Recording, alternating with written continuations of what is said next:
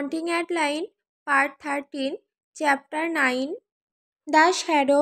আমি মানুষ হত্যা করেছি, ঠান্ডা মাথায় খুন করেছি অনেক পুরুষকে যারা শয়তানের মুখোশ পরেছিল, এবং আমি এসব বিভিন্ন কারণে করেছি।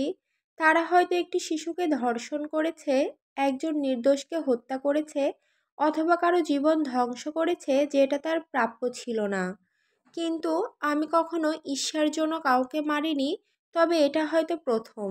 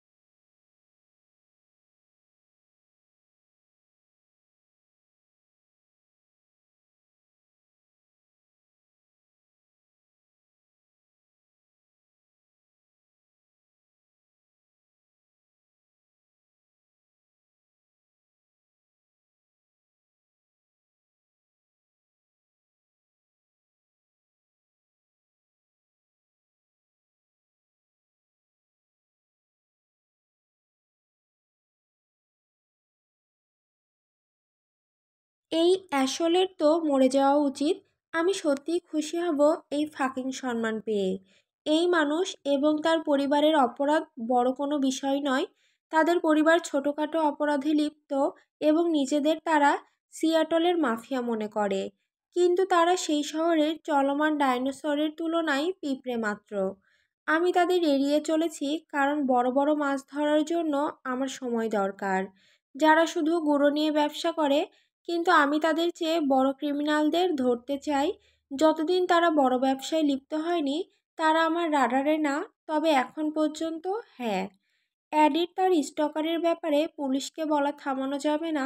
তার পুলিশ রিপোর্টের সব প্রমাণ আমি ধ্বংস করেছি, সেটা গণ্য নয়। আর যদি তেলাভেরারা সেটা জেনে যায়, তারা অ্যাডিকে মারবে এমন কিছুর জন্য যা তার নিয়ন্ত্রণের বাইরে। পারিবারিক শত্রু থাকলেও এর কোনো সম্ভাবনাই থাকবে না যখন তারা জানতে পারবে তেলাভেরা সাম্রাজ্যের উত্তরাধিকারী খুন হয়েছে। সুতরাং আজ রাতে আমি টিয়াসল থেকে এই ছোট ছোট জমা হওয়া মশাগুলোকে দূর করব, যেন আমি বড় বিষয়গুলোকে মনোযোগ দিতে পারি। বড় ব্যাপারগুলো হলো অ্যাডেলাইনকে নিজের করা এবং পেডোফাইল রিংগুলো ধ্বংস করা। আমি ঘাড় বাঁকিয়ে সামনে দরজার দিকে ঝাঁপিয়ে গেলাম। আমার মুষ্টি কাঠের ওপর যতটা পারি ততটা শক্ত করে মারলাম। আমার রাগ এতই যে কাঠ ভেঙে গেল কিনা তা দেখার বিষয় না। ঠিক সেই রাতের মতো যখন ছোট ডিক অ্যাসলের এখানে ছিল, এক মোজা পরে নগ্ন হয়ে দৌড়ে বাড়ি থেকে বেরিয়ে গিয়ে অ্যাডির নামে গালমন্দ করছিল। এখানে গ্রেসনের কথা বলা হয়েছে। আমি খুশি হয়েছিলাম কারণ অ্যাডি নিজেই তাকে বের করে দিয়েছিল। ওই রাতে তাকে না মারার একমাত্র কারণ এটাই। তবে এর মানে এই নয় যে তার গালির জন্য আমি তার জিহ্বা কেটে ফেলিনি। সে এখনও জানে না, কারণ আমি তাকে শহর থেকে তাড়িয়ে দিয়েছি এবং অ্যাডির সাথে যোগাযোগ করতে নিষেধ করেছি। আমি বারান্দার অন্ধকারে ফিরে লুকালাম। আর কি টাইপ আমি জানি সে বেরিয়ে আসবে একজন জীবন বাঁচানোর মতো নায়ক হিসেবে। সে একজন বৃদ্ধ বুড়ি নয়, বরং একটা বিরাট খারাপ নেকড়ে হয়ে খেয়ে ফেলবে। আসলে সে শুধু একটি পাগল শিয়াল যে ছদ্মবেশে মোষের মতো আচরণ করছে। তার কামড় কষ্ট দেয়, কিন্তু প্রকৃত শিকারীর কামড়ের তুলনায় সেটা কিছুই নয়। ঠিক সময় মতো আর কি হাতে বন্দুক নিয়ে দরজা খুলে ফেলে। বাইরে আয় ফাকার, আমি জানি তুই বাইরে আছিস। চ্যাপ্টার 8 কথা মনে আছে তো? এটা ওই সময়টাই যখন আর্ক পার্সন্স ম্যানরে বন্দুক নিয়ে ঘুরছিল, আর ওই জোরে আওয়াজটা ছিল জেরের ঘুষি মারার শব্দ। এসো আর কি। সে দরজার সামনে সাই থাকা বিপদের ইঙ্গিত পেয়ে থেমে গেল। কিছুক্ষণ পরে সে সাহস পেয়ে দরজা থেকে ঝাঁপিয়ে পড়ে বারান্দার সিঁড়ি দিয়ে নেমে গেল। আমার মুখে ডাঁটওয়ালা একটা লাল গোলাপ দেখে তার মাথা ঘুরে গিয়ে চোখ বড় বড় হয়ে গেল। আমি দাঁত বের করলাম, এমন এক বন্য হাসি হাসলাম যা শয়তানকেও কাঁপিয়ে দেবে। সে প্রতিক্রিয়া দেখানোর আগেই আমি ছুটে গিয়ে তার হাত ধরে পিছনে ঘুরিয়ে দিলাম। আমার হাত তার মুখে ঢেকে ওকে চেপে ধরে আছে। আমি তার পিঠ আমার সামনে টেনে আনলাম। আমার ছুরি ঘুরিয়ে তার পেটে 2বার ছুরি চালালাম। দুটো সঠিক জায়গায় মারলাম, যেটা জীবন রক্ষাকারী অঙ্গগুলো ক্ষতিগ্রস্ত করবে না। সে আমার হাতের নিচে গর্জন করে উঠল। শক ওকে বেশিরভাগ সময় নীরব করে দিয়েছে। পরিস্থিতি তার কাছে ধরে ফেলার আগেই আর সে চিৎকার শুরু করার আগেই আমি তাকে আমার থেকে ঠেলে দিয়ে মাথার পেছনে একটা তীক্ষ্ণ পাঞ্চ মেরে দিলাম। 10 সেকেন্ডের মধ্যেই কাজ শেষ। তার মুখ থেকে কোনো শব্দ বের হয়নি। আমার হাত তাড়াতাড়ি বেরিয়ে আসলো। আমি তাকে স্যুট জ্যাকেটের পেছন থেকে ধরে ফেললাম, যেন সে ঠান্ডা কাদামাটি জমিতে মুখ চাপা না খায়। অচেতন আর প্রচুর রক্তক্ষরণ করছে। তার রক্তক্ষরণ বেশি হওয়ার আগেই ক্ষতস্থল বন্ধ করতে হবে। কিন্তু আগে আমি মুখ থেকে গোলাপটা সরিয়ে দিয়ে তার ক্ষত থেকে ঝরতে থাকা রক্তে পাপড়িগুলো চুবিয়ে দিলাম। কারণ আমার ছোট মাও যেন না ভাবে যে আরেকজন পুরুষকে স্পর্শ করার জন্য কোনো ফলাফল নেই। সে শীঘ্রই বুঝে যাবে আমি ফাঁকা হুমকি দিই না। আমি এক মুহূর্তের জন্য তার দেহ বারান্দার সাথে ঠেকিয়ে রাখলাম। তারপর উঠে তার দেহ নিয়ে তার দোরগোড়ায় গোলাপটা ছুঁড়ে ফেলে দিলাম। আমি এত রেগে গেছি যে আর কিছু করার নেই। তারপর আমি তার দেহ ধরে বনের পথ ধরে আমার মাস্তাংয়ের কাছে নিয়ে গেলাম।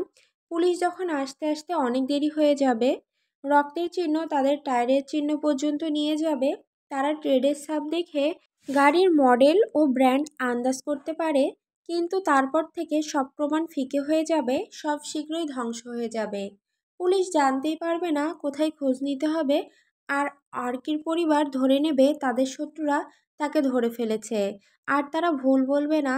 আমি তাদের সামনে দাঁড়িয়ে তাদের গলায় ছুরি ধরিয়ে দেওয়ার আগে তারা অনুমান করতে পারবে না যে কে ধরেছে। আমাকে ছেড়ে দাও, ইউ ফাকিং প্রিক। তুমি ভাবছো আমি এমন কেউ যার সাথে তুমি ঠাট্টা মশকরা করবে? তোমার আমার এবং আমার পরিবার সম্পর্কে কোনো ধারণা নেই। কথাটা বললে তার মুখ 2 সেকেন্ডের মধ্যে বন্ধ হয়ে যাবে, এটা আমি জানি। আমি তাকে এটা বুঝিয়ে দিলাম। সে হায়নার মতো হেসে উঠল। আমার মাসাং সোজা রেখেই আমি ঘুরে সেই ফাকারের মুখে ঘুষি মেরে দিলাম। রঙিন কথাগুলো বের হয়, কিন্তু রক্তের মতোই ফ্যাকাশে। সুন্দর ছেলেটা এখন আর সুন্দর নেই। আমি যখন আমার জায়গায় ফিরব, তখন সে অনেক খারাপ কিছু অনুভব করবে।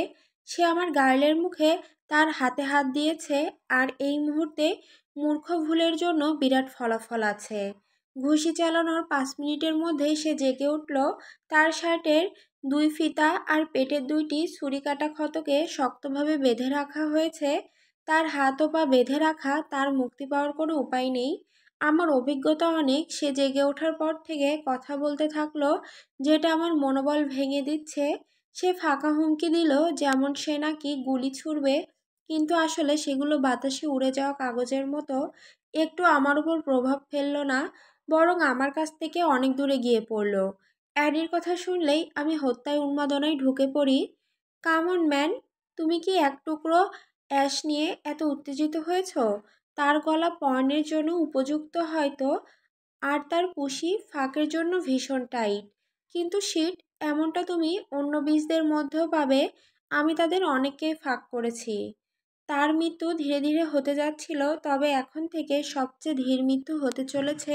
সে আমার গার্লের বিষয়ে এত নোংরা কথা বলেছে, তাই যথেষ্ট খারাপ ছিল। কিন্তু তারপর সে আরও বড় কথা বলল যে অ্যাডি কিছু বিশেষ নয়, সে তার জাতির মধ্যে প্রথম, এবং তার মতো আর কেউ থাকবে না। আমি আমার গুদামঘরের সামনের গাড়ি পার্ক করালাম।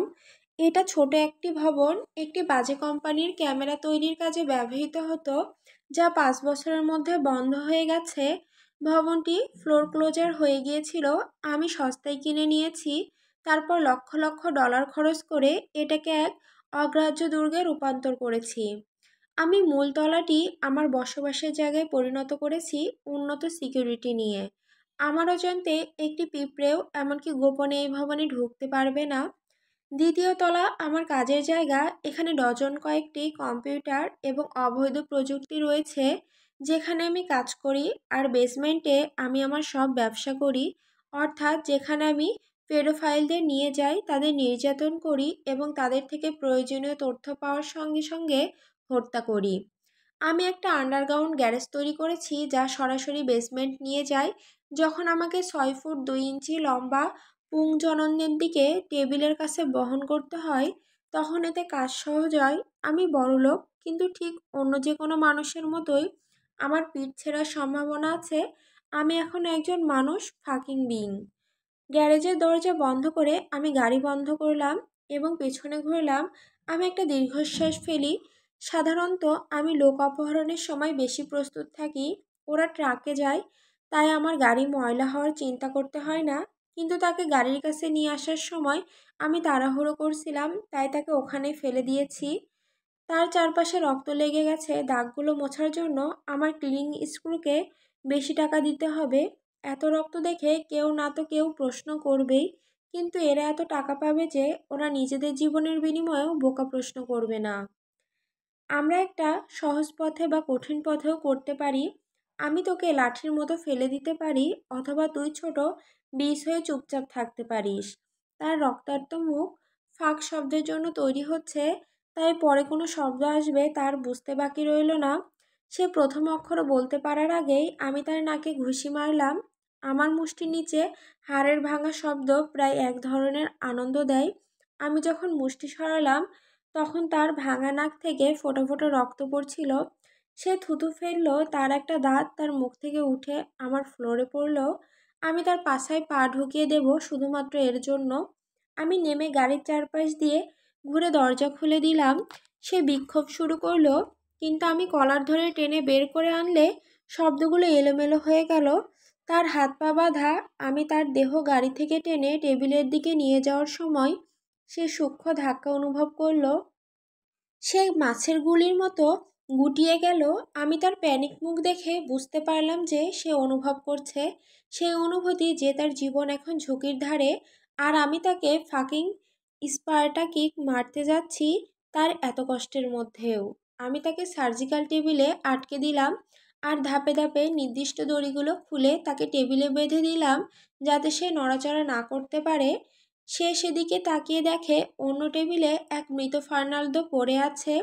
সিসিলিকে বিদায় দেওয়ার পর মাইকেল ফার্নান্দোকে আমার কাছে ছেড়ে দিয়ে পার্সন্স ম্যানরে গিয়ে গোয়েন্দাগিরি করলাম। অ্যাডি আর তার বন্ধু ক্লাব থেকে বের হচ্ছিল, তাই আমি তাদের অনুসরণ করেছিলাম। আমি আমার সমস্ত ইচ্ছাশক্তি নিয়ন্ত্রণ করেছিলাম যাতে যারা তার পাশায় যৌনাঙ্গ ঘষছিল তাদের প্রতিটি পুরুষের মাথায় গুলি না চালাই। বোকামো করে তাকে অপহরণ করার আগে আমি ঠিক করলাম বাড়ি ফিরে কাজ শেষ করব। ফার্নান্দোকে জিজ্ঞাসাবাদ করার সময় আমি মনিটর সেট আপ করে ক্লাবের ক্যামেরা থেকে অ্যাডির ওপর নজর রাখছিলাম। স্বীকার করছি, আমার নির্যাতনের পদ্ধতি এখন অনেক বেশি রক্তাক্ত হয়ে উঠেছে। একবার আমি দেখেছিলাম আর কি তাকে সিঁড়ি দিয়ে উপরে নিয়ে যাচ্ছে। আমি ফার্নান্দোর থেকে প্রয়োজনীয় তথ্য পেয়েছি, মেয়েদের বের করার প্রক্রিয়া, কিছু মূল্যের নাম আর ফার্নান্দো কার কাছে রিপোর্ট করে সেই ব্যক্তির নাম। জানা গেল সেই লোক ওয়াহিতে আছে, তাই তাকে আমি অন্য একজন মেশিনারি দেখাশোনা করতে দিয়েছি। সে তার বসের তথ্য পাবে এবং আমাদের চেইনে উপরে উঠে আসবে। ইতিমধ্যে মূলদের অবস্থান নির্ধারণ ও টার্গেট করা হয়েছে, তাই এই দুই ফাঁককে শেষ করার পর তাদের মাথায় স্নাইপার শট হবে আর তারপর আর্কির পরিবারের পালা। কি সমস্যা ভাই? আর কি থুতু ফেলল, তার কণ্ঠে ভয় আর ঘৃণা স্পষ্ট। ফার্নান্দোর মুখ ফুটে উঠতে শুরু করছে। আমি কাঁধ তুলে নিলাম, তেমন কিছু ভাবছি না। আমার আজ রাতে অনেক লাশ নিষ্পত্তি করতে হবে, একসাথে কাজটা করলে করা সহজ হবে। আর দেখো, আমার পরিবার যা করেছে আমরা তার একটা চুক্তি করতে পারি। আর কি দরাদরি শুরু করলো, তার কথা ভাঙা দাঁতের কারণে একটু এলোমেলো আর বিকৃত। তার নাক ফুলে গেছে, ঠোঁট ফেটে ফোলা, আর তাকে দেখতে এমন লাগছে যেন সে পেছন থেকে হাত বাঁধা অবস্থায় 5 রাউন্ড বক্সিং খেলেছে। তোর পরিবারের সঙ্গে আমার কোনো সম্পর্ক নেই, আমি শান্ত স্বরে বললাম। অন্তত এখন পর্যন্ত তো নয়। সে কিছুক্ষণ চুপ থাকলো, অবিশ্বাস্য চোখে আমার দিকে তাকিয়ে আছে। তার মস্তিষ্ক হয়তো তাকে বলছে যে আমি তেলাভেরার শত্রু নই। তাহলে কেন তুমি এসব করছো সেই ফাকিং মেয়েটার জন্য? সে হিস্টেরিক কণ্ঠে প্রশ্ন করলো। আমি তার কাছে ঝুঁকলাম যাতে সে আমার ভাঙা মুখ ভালোভাবে দেখতে পারে।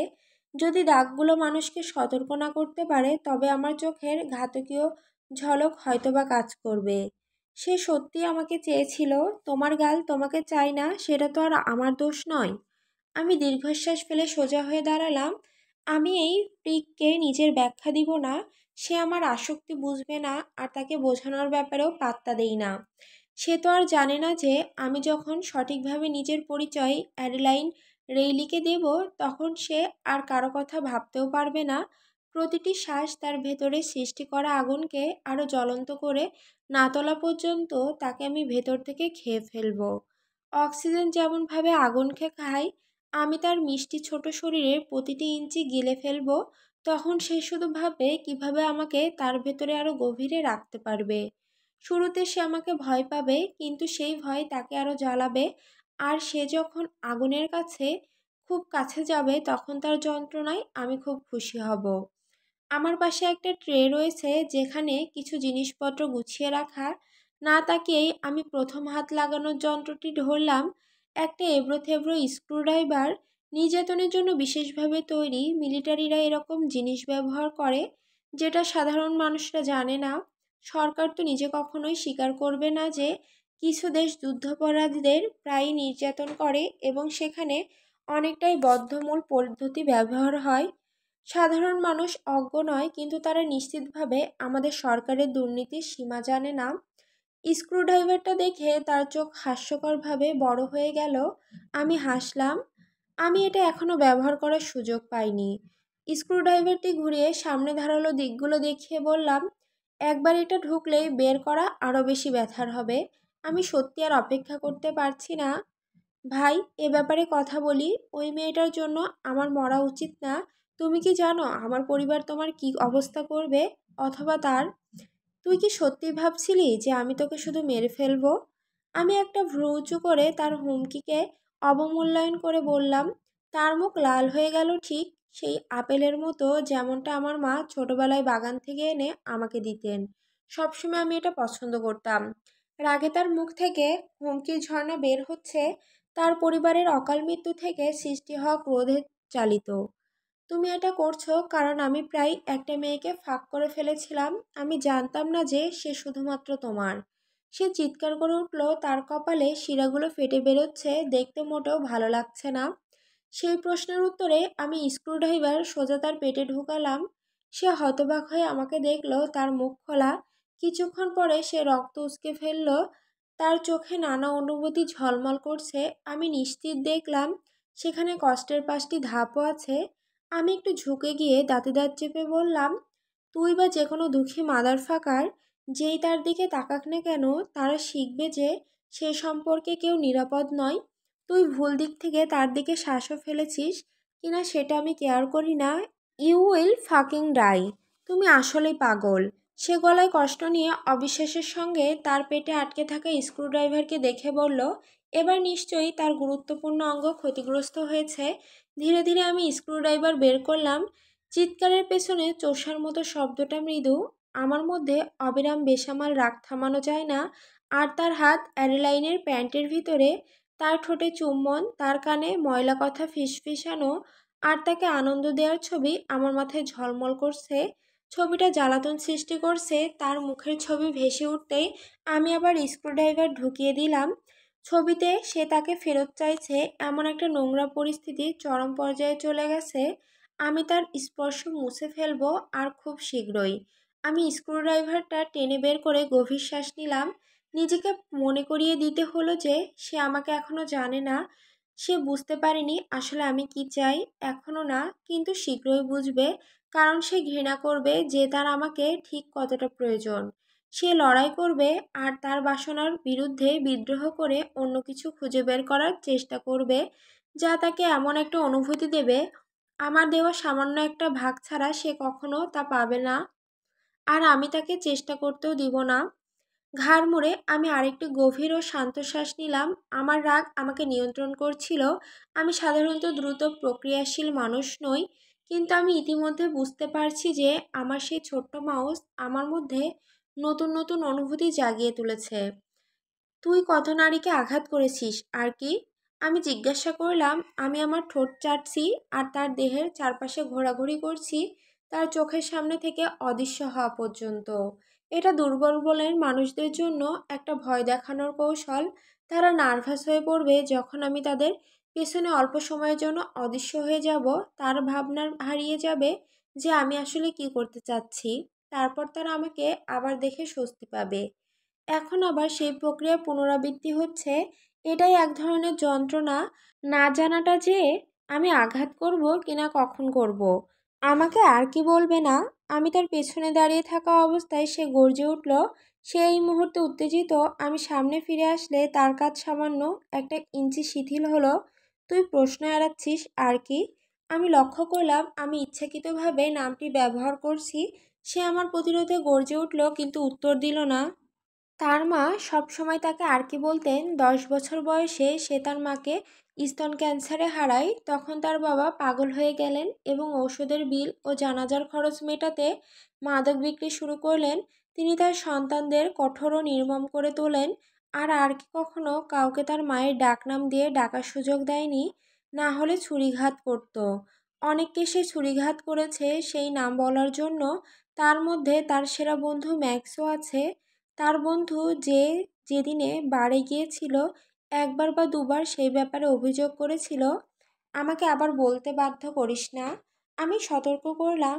আমার কণ্ঠ নিচু করে দেখিয়ে বোঝালাম যে আমি ঠিক কতটা সিরিয়াস। আমি জানি না। সে চিৎকার করে হতাশ হয়ে বলল, দুটি, আমার মনে হয় এটা কি কোনো গুরুত্বপূর্ণ ব্যাপার? আমি তোর সাবেক স্ত্রী সম্পর্কে জেনেছি। আমি সেই বোকা প্রশ্ন অগ্রাহ্য করে বললাম, তুই তাকে এত মেরেছিস যে হাসপাতালে নিয়ে যাওয়ার সময় নিজেকে প্রায় চিনতে পারছিল না। প্রমাণ ছিল তুই তার মুখে টকিলা বোতল ভেঙেছিলি এবং তারপর তাকে ছুরিঘাত করেছিলি। তার ভাঙা হাড় আর চোটের কথা বাদ দিলেও তুই তাকে প্রায় মেরেই ফেলেছিলি।